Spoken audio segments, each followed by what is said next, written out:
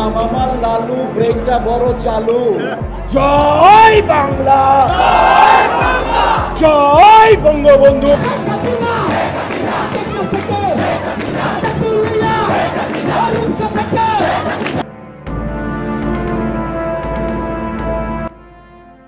আগামী ২৬ তারিখে দেশে ফিরছেন সাবেক প্রধানমন্ত্রী শেখ হাসিনা। ক্ষমতার চেয়ার থেকে টেনে নামানো হবে ডাক্তার মোহাম্মদ ইউনূসকে।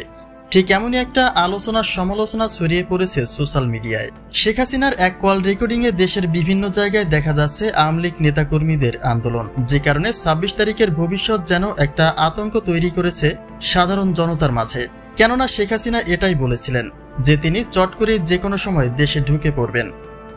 না না, আমি কিন্তু আমাদের দেশের খুব কাছাকাছি আছি, অত দূরে নয়, আমি খুব কাছাকাছি আছি। জি আপা, আমি চট করে ঢুকে পড়তে পারি।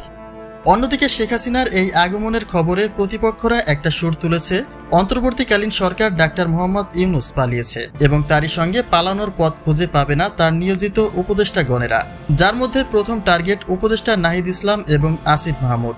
কেননা সরকার বিরোধী আন্দোলনের অন্যতম সমন্বয়ক ছিলেন এই দুই তরুণ উপদেষ্টা, যে কারণে ক্ষমতার চেয়ার থেকে টেনে হিঁচড়ে নামানো হবে এই অন্তর্বর্তীকালীন সরকারের অধ্যপান্ত। মনে হইতেছে যে এই পাগল জাতির জন্য শেখ হাসিনাই ঠিক ছিল। এখন আসা যাক মূল বিষয়ে।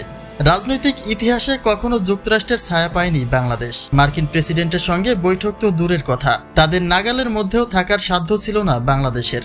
কিন্তু সেই ধারা বদলেছেন ডাক্তার মোহাম্মদ ইউনূস। মূলত তিনি মার্কিন প্রেসিডেন্ট জো বাইডেনের সঙ্গে বৈঠকের উদ্দেশ্যে যুক্তরাষ্ট্রে অবস্থান করেছেন, যা তার দেশ ছেড়ে পালিয়ে যাওয়ার নামেই অপপ্রচার করছে প্রতিপক্ষরা। অন্যদিকে আসিফ নাহিদ সহ প্রধান উপদেষ্টা ডাক্তার ইউনূসকে অপদস্থ করার একটা আলোচনায় এসেছেন মিশা সওদাগর।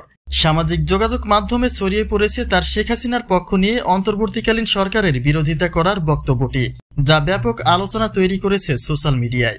কিন্তু বাস্তব অর্থে মিশা সওদাগর আসলে এমন কোনো মন্তব্য করেননি যেখানে অন্তর্বর্তীকালীন সরকারকে হীন করা হয়। এই সম্পূর্ণ বিষয়টি একটা চক্র হিসেবে কাজ করছে দেশে অরাজকতা বাড়িয়ে তুলতে।